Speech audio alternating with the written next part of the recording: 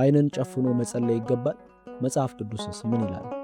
በአንድ ወቅት የኬንያው የነጻነት መሪ ጆሞ ኬንያታ እንዲህ ብሎ ነበረ። ነጮች ወደ እኛ ሀገር ሲመጡ መሬት በእኛ እጅ፣ መጽሐፍ ቅዱስ በእነሱ እጅ ነበረ። አጎንብሰን ዓይናችንን ጨፍነን ጸሎት እንድንጸልይ አስተማሩን። ጸሎታችንን ጨርሰን ቀና ስንል መጽሐፍ ቅዱስ በእኛ እጅ፣ መሬት በእነርሱ እጅ ሆኖ አገኘነው ብለው በቀኝ ግዞት ጣጣ መሬታቸውን እንዴት እንደተቀራመጡት ብሶታቸውን ገልጸዋል። እኛ ደግሞ ዓይንን ጨፍኖ ከመጸለይ ጋር ስናስታውሰው ይህ ንግግራቸው ፈገግ ያሰኘናል። ለማንኛውም ወደ መጽሐፍ ቅዱስ ልሂድና በመዝሙር 122 በቅንፍ 123 ቁጥር 1 ላይ እንደዚህ ይላል፣ በሰማይ የምትኖር ሆይ ዓይኖቼን ወደ አንተ አነሳለሁ ብሎ ነበረ ዳዊት የጸለየው። ጌታችን ኢየሱስ ክርስቶስም ለምሳሌ አልዓዛርን ከሞት ባስነሳበት ጊዜ ኢየሱስም ዓይኖቹን ወደ ሰማይ አንስቶ ለነበረ ወንጌላዊ የገለጸው።